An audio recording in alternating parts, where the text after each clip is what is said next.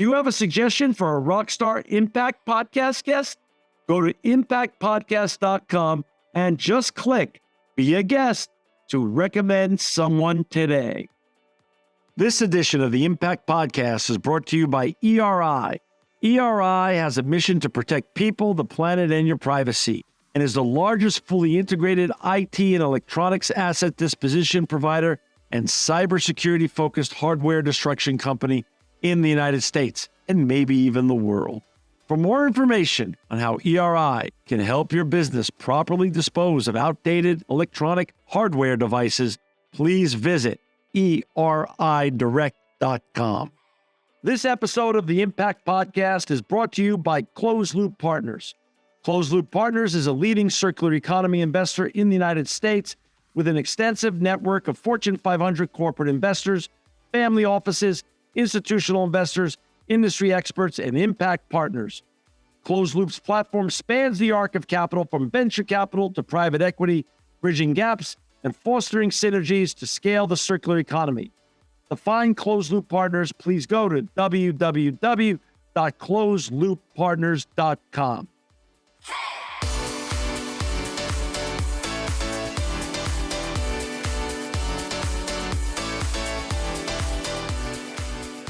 This session is one of my favorites. I said that in the morning, the first session of the day too, because I think these two back to back are just a really cool evolution of the show.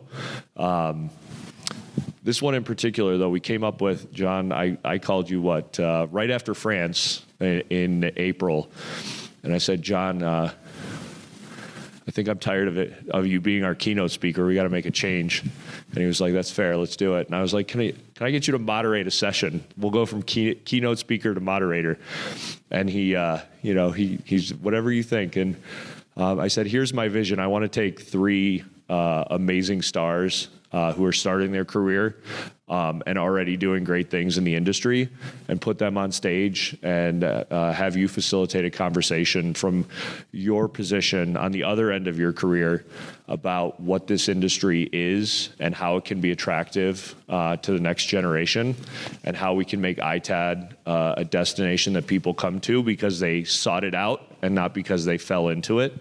And so we are here. And then we added, and that was part of the reason for the delay, we added a fun nuance, which is that many of you know John is the host of the Impact Podcast and interviews some absolutely phenomenal individuals who have done amazing things in their career. So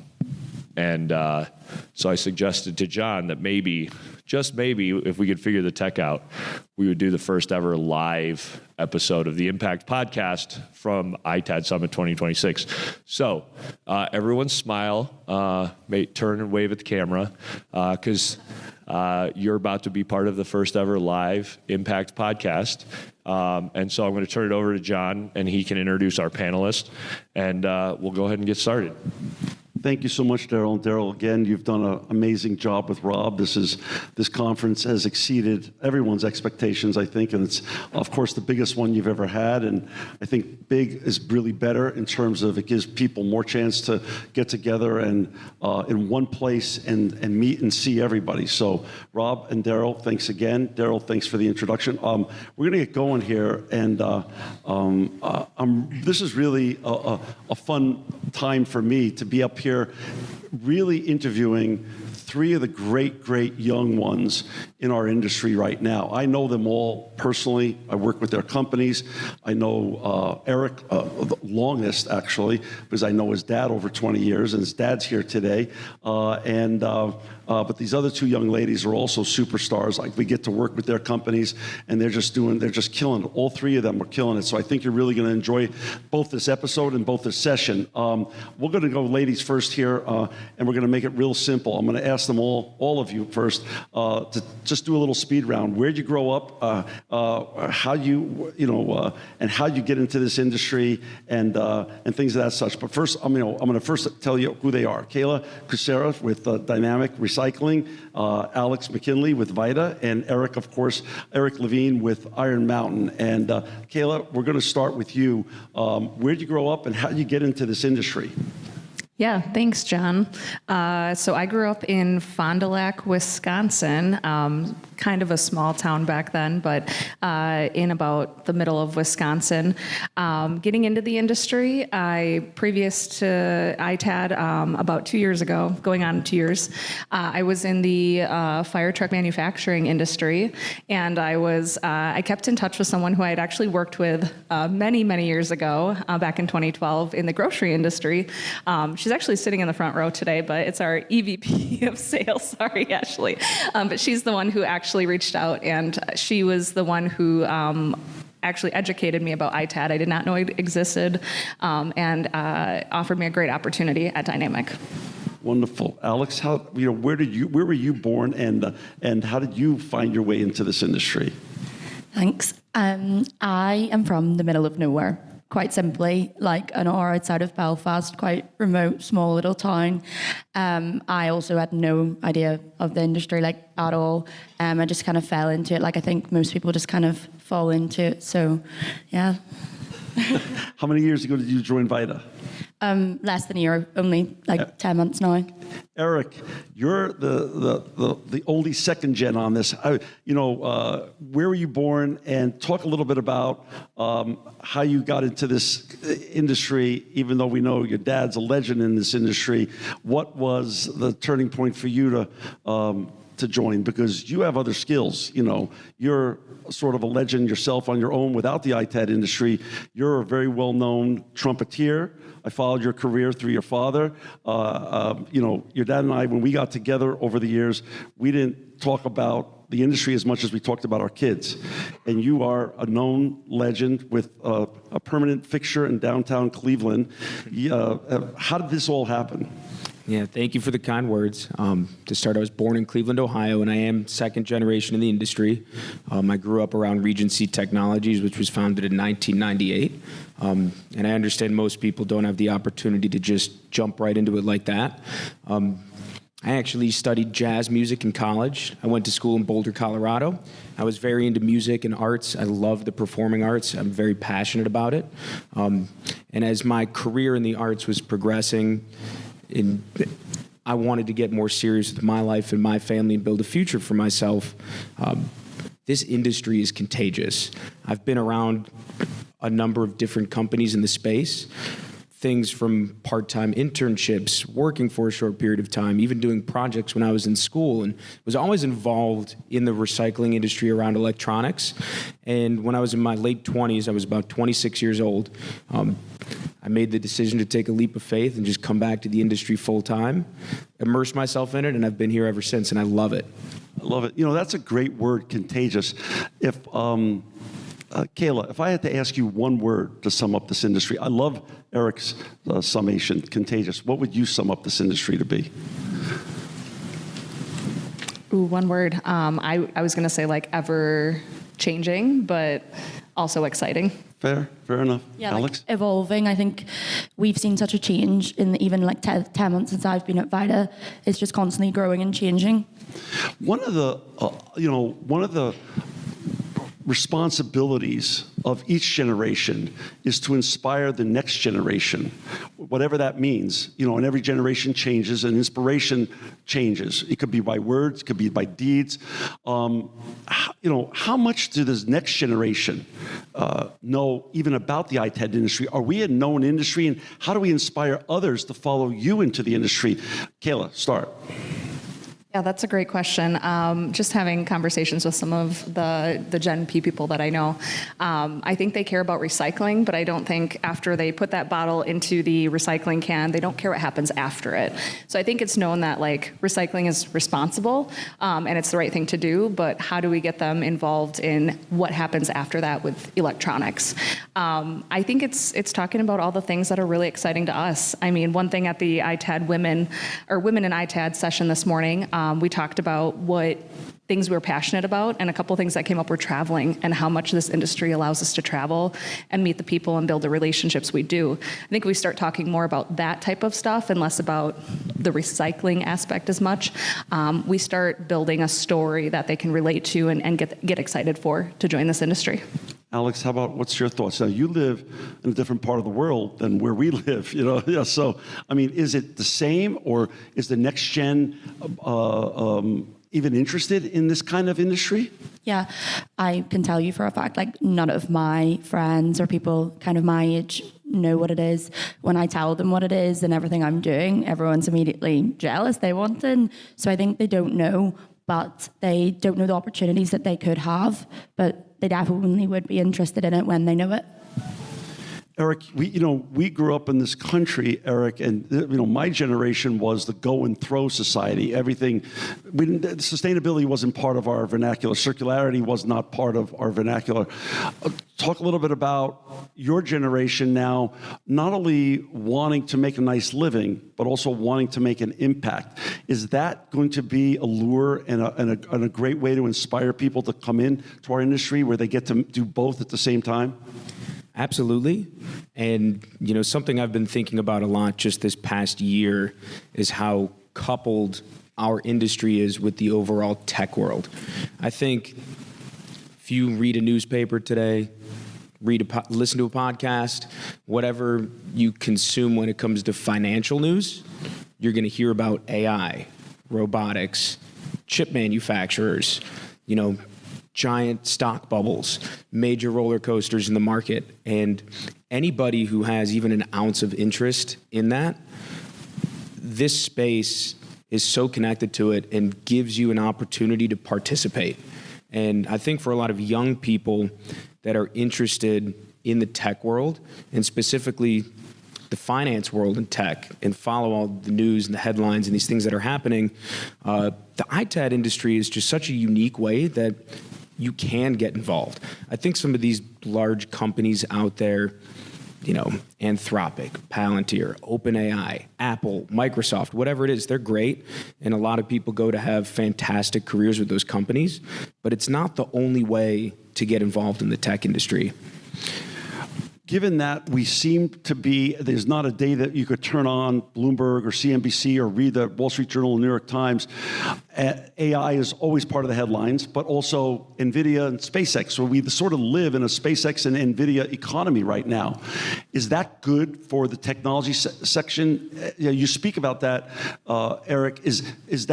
Are we going to be able to ride that wave as an industry and be part of that industry as well as they boom and as those companies rise? Can we rise with that? And will that continue to lift all the boats in our industry? So I'm going to quote my counterpart, Kayla, over here. She mentioned the word ever-changing. Yeah. We're talking about SpaceX. They just had an earnings call this morning. Big company. 3 years ago, nobody was really talking about them.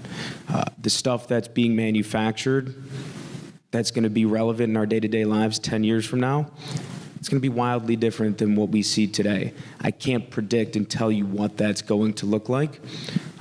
But what I will say is this industry does continue to adapt through the ever-changing times.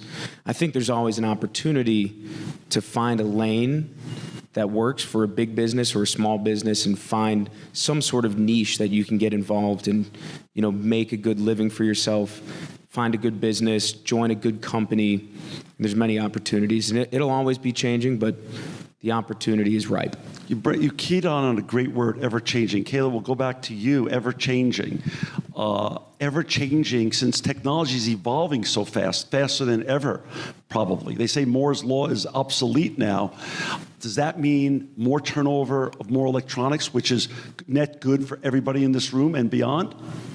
I think so. If you especially look at the next generation who can't get off their tablets and iPads and everything else, electronics are becoming cheaper, more efficient. They're more than just a laptop or a phone. It's a smartwatch, it's earbuds, it's the Aura rings, everything you can imagine. Our lives are evolving in technology. I mean, my fiance has made our house a smart house, like that movie back in the day on Disney where it goes crazy. And, it's that type of future where it's so easily accessible and it's so quickly manufactured that even though things are getting smaller, there's more of them. So I think it's just going to continue to be that way, especially with the big AI boom. Alex, skills. What skills do people need? If you were to recruit, you've helped make Vita one of the top brands in Europe, probably around the world. You have a skill set. Your colleagues, who I well know, also have great skill sets. What do you think, if you're trying to inspire or recruit others into working for you, working with you at Vita, what skills do they need to have to be successful in this industry? I think just having a lot of transferable skills. Like, it's not just one department you kind of work in. I work in marketing, and you also just hear things about operations. So just being like having transferable skills and being confident and just like backing yourself, especially coming into an industry where it's kind of overwhelming, information overload. Just being confident and knowing that you can do it and just being yourself. Kayla, what do you think about skills? Yeah, the two big skills that I look for, especially when adding to our team, is curiosity and drive. I think that's applicable to most industries, but especially this one, with it being ever-changing and things are so vast. And like Eric said, there's so many niche things about this industry. If you've got curiosity and drive, you can be successful. Eric, what say you? Passion. I think if you're really passionate about something, whether you're on the back end coding for ERP systems, if you're selling equipment and you're passionate about running a good sales team, whatever it is, if you are genuinely interested in it at that level, you'll find a way to succeed. Kayla, you talked a little bit about your background. You did a bunch of things before you got in this industry. When you think about where you are right now, is this it? Is this where you want to be? Do you think there's so much to do and so much upside and opportunity in your mind that you could stay here? I'll say first, I absolutely love the industry, so I'd like to stay here a really long time, but what really makes the career is the company I work for. So I think Dynamic could sell shoes and I'd still work for them. So, but I think as long as you find a company in this industry that you really relate with and you have a very good relationship with, I could retire here, yes. Alex, you've obviously done a great job marketing Vita. My team tells me all the time, we got to be more like Vita. You're killing me. You could work for anybody, really, in any industry with those kind of skills in terms of social media. And social media is wanted and needed by all sorts of industries now, many, if not most. Why stick in ITAD? As well, same as Kayla, I love who I work for. Like, working for a Northern Irish company that works on a global scale, I think it's quite rare. Being able to go to work and I can speak to most of the execs every single day and get the best experience I can from the best people in the industry. Like, it's very rare. So I'm getting hands-on experience every single day, building my career from the best. So I'd be silly to go anywhere else. Eric, what advantage do you have being second gen? Definitely just the background of information in the industry. I learned how to sort board from plastic probably, earlier than I should have been. And you learn about what it takes to go through the full life cycle of computer equipment, everything from the recycling end to the deployment of new equipment. And I do understand, as we've been talking, it's a lot of information. I think people who get into it today, it's like drinking through a fire hose, and it's hard to soak it all in, and it just takes time. It takes time to really understand some of the different nuances, and having learned some of that from a young age, I didn't realize until I got older how valuable some of that information was. And then it became apparent, there was some stuff going on up there that I actually understood. How, let's go back to that word ever changing. How is it different now for Gen 2.0 for you than when your dad was fully in the business and running his company and growing his company? Sure. Well, I'll start there. It's different. I grew up around a private family business. Now I work for Iron Mountain. It's a big public company. We have employees all around the world. So the dynamic of working with a large organization is naturally different. And that's parallel with the idea that this industry is much bigger. I think, in the early 2000s, this was not as prevalent as it is today. The idea of electronics recycling and the environmental side of it was just not as major of a piece. So as it continues to grow and the presence is undeniable, it's just navigating being on a little bit more of an elevated platform that the world sees, that other industries see, and how to really create some brand recognition of our industry across the rest of the corporate world, big companies, people operating and doing all sorts of stuff. Maybe companies you wouldn't necessarily think of, but have a need for the services we offer. There's limitless ways to get involved, create partnerships and meaningful business together. Kayla, if today you were beginning the onboarding process of a new employee at Dynamic, how does the onboarding process, from your perspective, work, and what's the best advice that you could give to the person you're bringing on board to be successful at Dynamic and in the industry? Yeah, that's a great question, John. So at Dynamic, we put a lot on a good culture fit for us. Obviously, we want the person to also be capable, but initially when we look to onboard someone, we want to spend some quality time with them. We talk to them and then oftentimes bring them on for a tour and have lunch with them, really get to know them before we bring them on board. For somebody who does get accepted to join our company, it goes back to that curiosity and drive. As long as you're a great culture fit and you've got that curiosity and drive, we all lean in to make sure that you're successful and can adopt the skills that you need to be successful.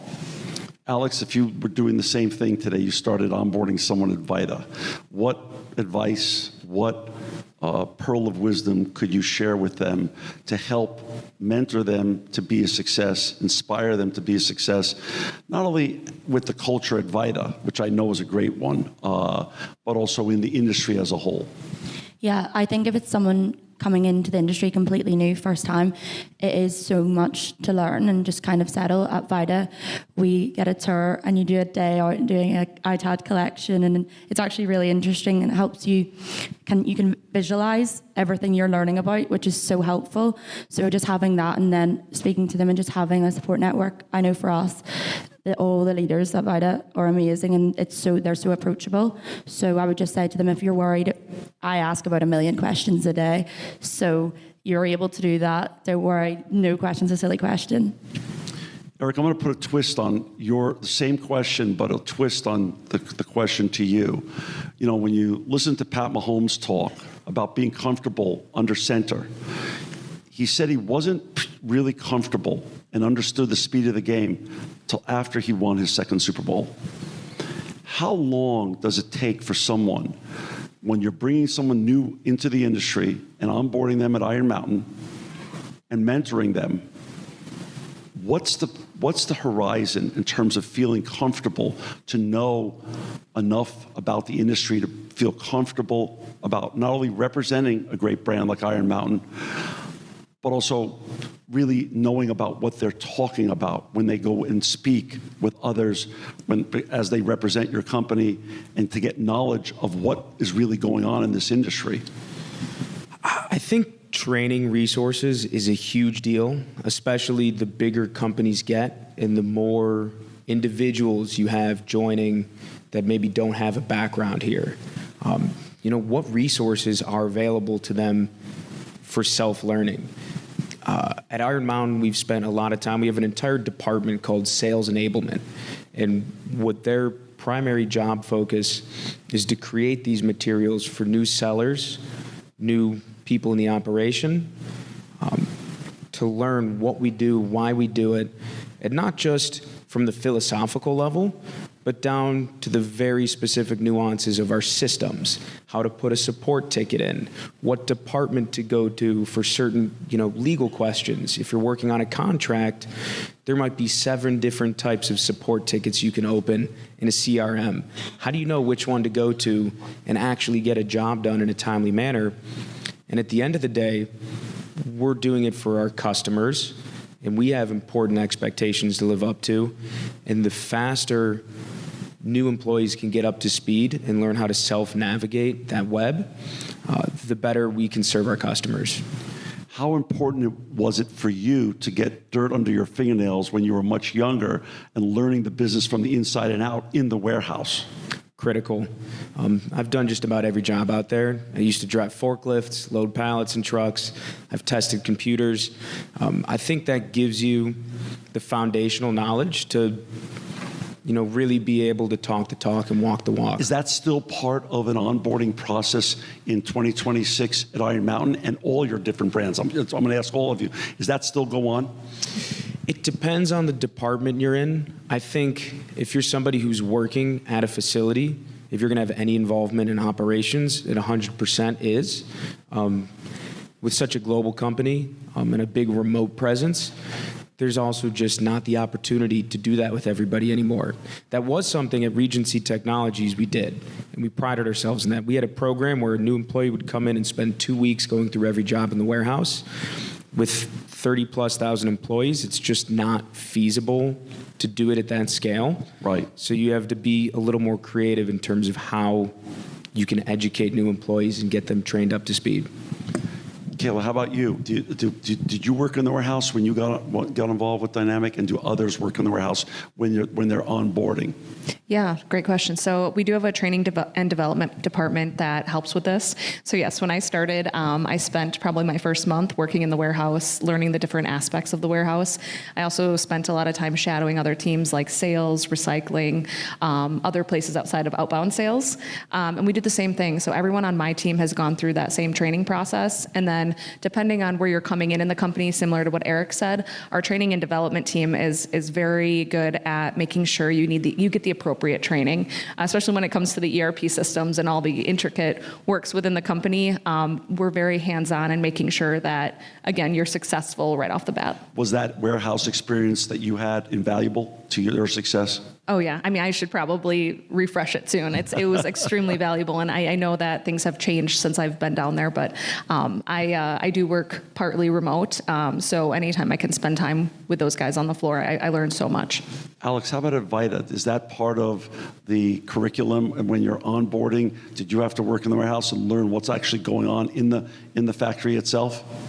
So I wasn't in the warehouse directly, but I went out on the ITAD collection, so out in the lorry, out going to a site, collecting all the pieces, scanning. So I got to see that, and also, same as Eric, like it's becoming bigger and bigger. So we use that as an opportunity. Again, knowing me, I took a bit of content of it, and it means that we can refer back to. If, for example, you weren't able in your first few weeks to go out in that collection, you can refer to the video. It's all there, and it shows the whole process, just kind of visual. Kayla, let's switch to the issue of challenges. What are some of the biggest challenges you've had to face or that you face on a regular basis in this industry? Let's see. Well, I want to call them opportunities instead of challenges. Fine. Good call.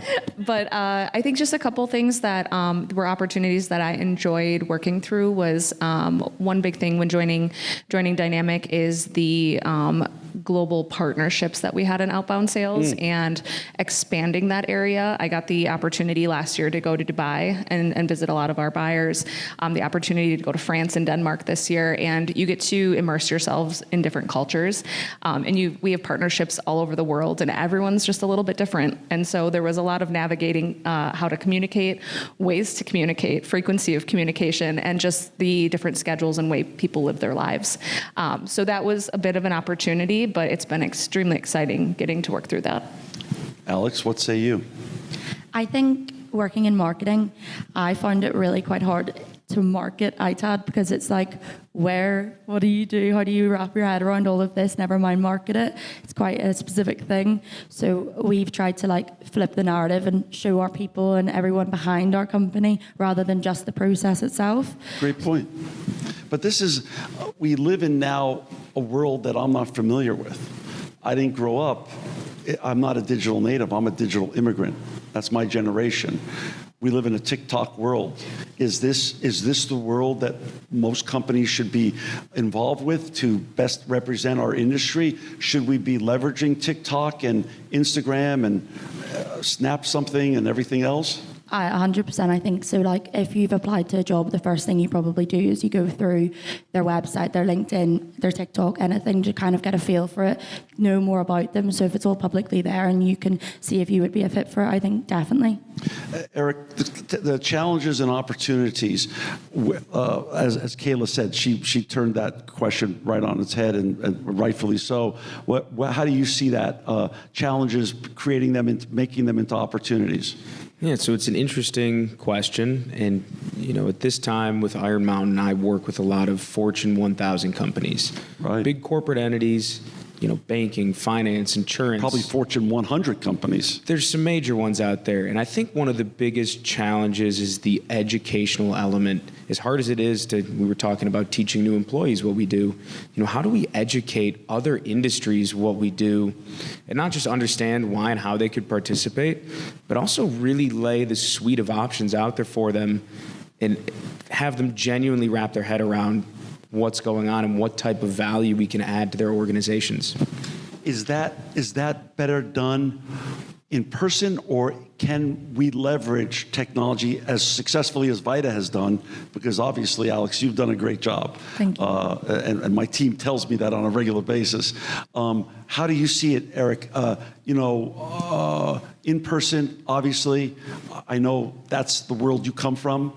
That's my world, and I know that's your father's world. So that's the world we come from as well. But it is a TikTok world, and your generation is on TikTok and on Instagram, and that's great.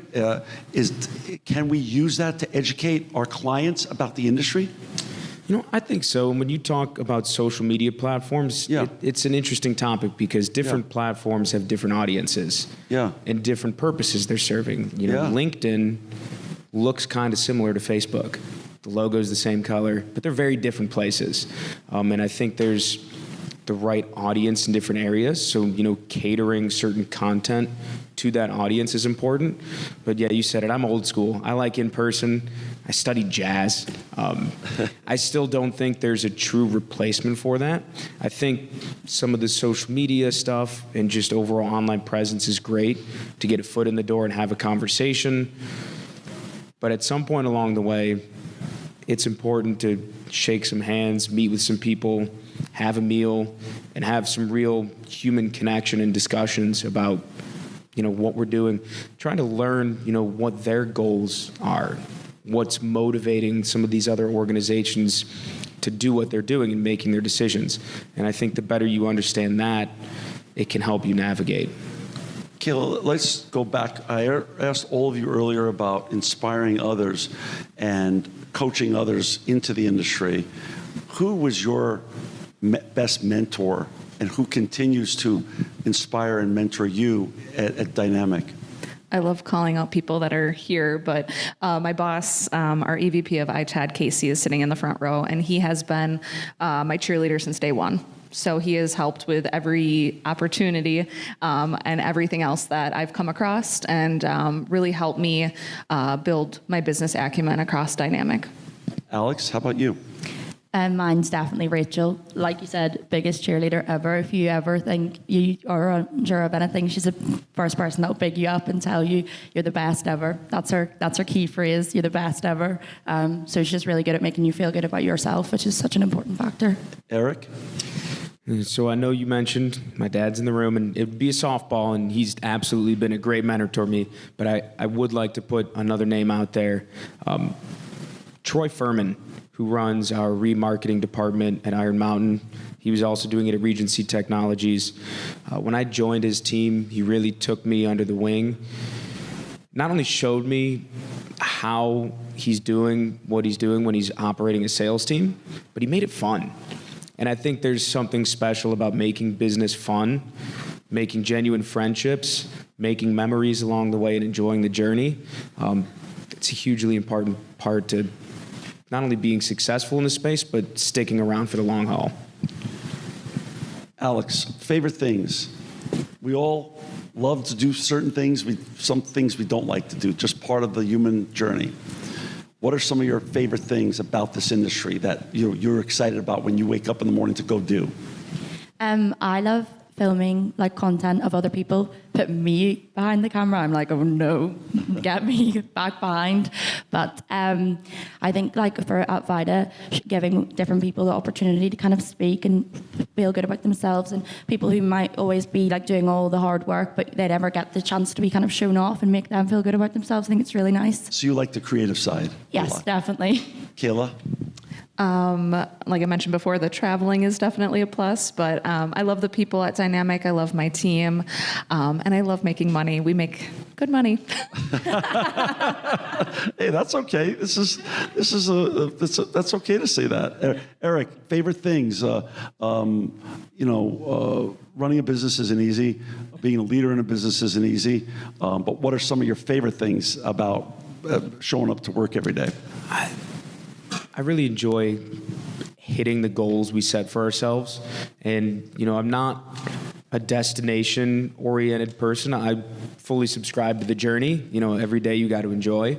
But it is special when you can achieve those goals you set for yourself, especially lofty ones. And it kind of proves that, hey, anything is possible. If you set your mind to it, you can get it done. It's very rewarding. I like that. We're talking about the next generation here. This conference is the biggest one ever to happen for Rob and Daryl. 2,300 people, I believe, or more. How do we continue to inspire people who look like the three of you and not me to come here and to join the industry, really? Because really, that's really the name of the game now. That's a challenge for me at ERI and something I've been working on very hard the last year and a half or so. Is that something that all of your companies are overtly working on right now? Eric?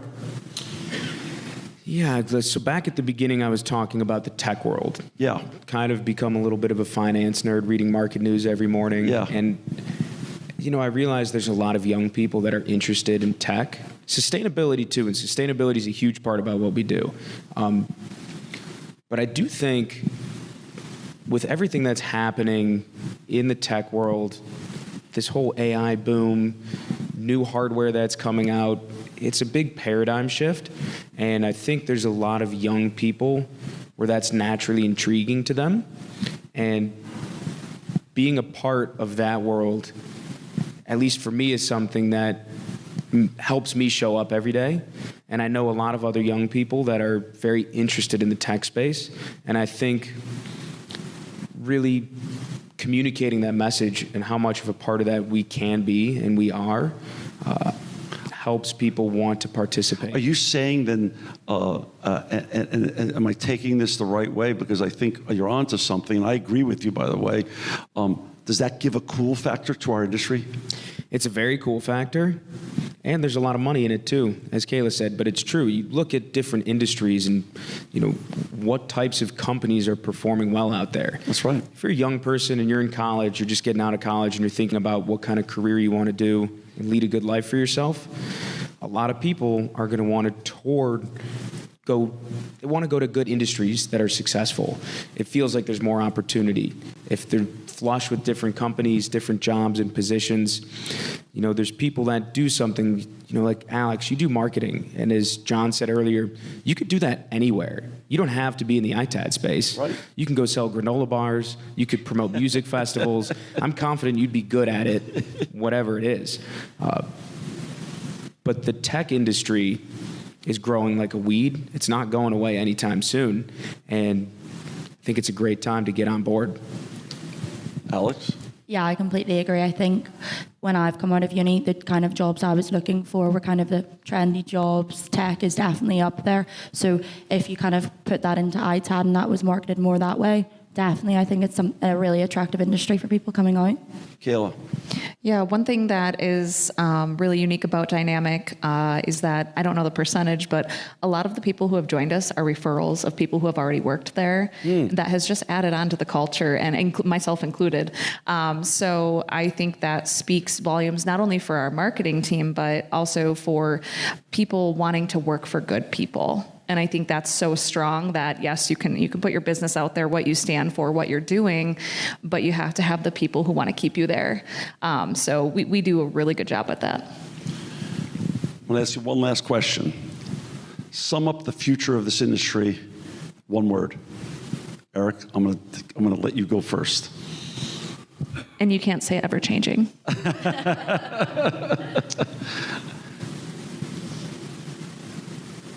Innovative. Like it. Kayla. I was thinking explosive.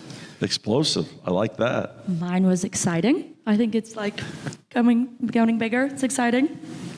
Well, I think all of you are exciting, explosive, and for me, it's inspiring to see such a bright and successful group of young next-gen people succeeding in this industry. It gives me great hope that this industry is going to grow, it's going to continue to grow, and with the right people leading it, which is the three of you. I think all of you will agree. Let's give these superstars a really big hand for being up here and taking on these questions. Until Daryl kicks us off here, I'm going to just open it up. Does anyone have any questions for this great group of people? Yes. Who are you, and what would you like to ask? Hello, everyone. Well, they're going to bring you a mic here. We got to get you on the podcast too. Yeah. Hello, everyone. My name is Charlotte from Topiet, and I'm based in Hong Kong. And thank you all for sharing all this exciting information to me. And my question is, I'm already working in pre-owned consumer electronic recycling, and I'm very eager to step into the ITAD space in long term. For the next generation talent like me, beyond technical hard skills, what personal traits do you consider most critical for me to join ITAD companies like yours or to succeed in this industry? Thank Who wants you. to take that? Jump in. Go, Eric. I think people skills are huge. You're genuinely connecting with those around you, those here in this room.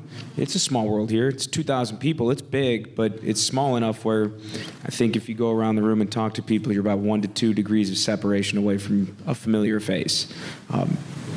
If you just connect with everyone and are genuinely interested in getting to know people, the rest will follow. I think Eric's exactly right, but by the way, you had the courage to jump up first faster than anybody that ever, so that courage is going to take you a long way, by the way.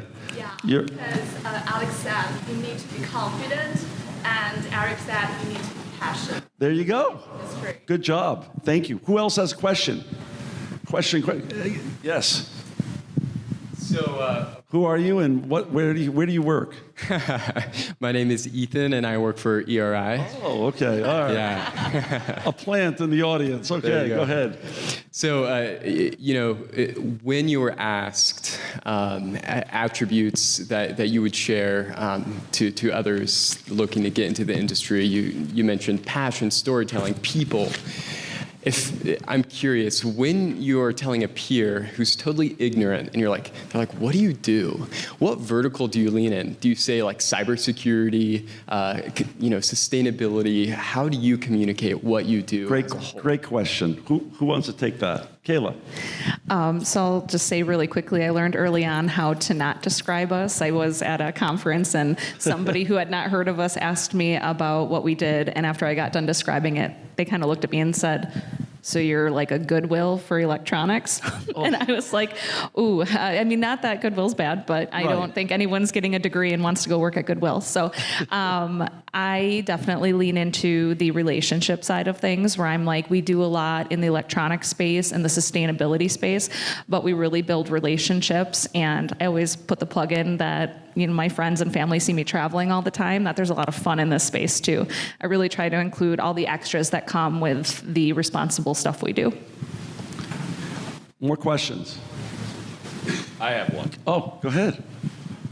How do we, from our role, right, as putting on these shows with the alliances, what can we do to help support the up and coming leaders of the industry to make sure that you have opportunities to get involved, to make sure that your companies are investing in your ability to participate in these things, and then also with the, in the GIA and the Global ITAD Alliance, what can we do to foster your growth and development as a professional so that when it's your time to shine in a much larger capacity, in a much larger role, you're ready to do that? Daryl, I think you're doing it absolutely right. Like, for example, I've been in the industry for 10 months, and Daryl's probably encouraged me more than anyone else. He was like, you're going on the stage and you're going to do a good job. And I was like, I hope so. But he was the first person to back me, and I think just keep doing what you're doing, and you're giving younger people the opportunities that they deserve. And Daryl, I just want to mention this morning at Women in ITAD, we had an absolute blowout. We ran out of tables, and this was the first time we ever had so many women in attendance. So you're obviously doing something right in promoting equal opportunities. Eric?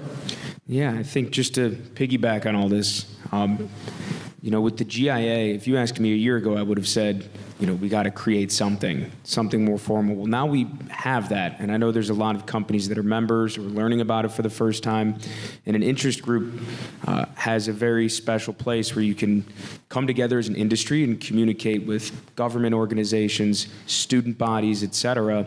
And specifically for the incentivizing the next generation, I think it would behoove us to really dig in to the education side, get involved in college campuses, student bodies.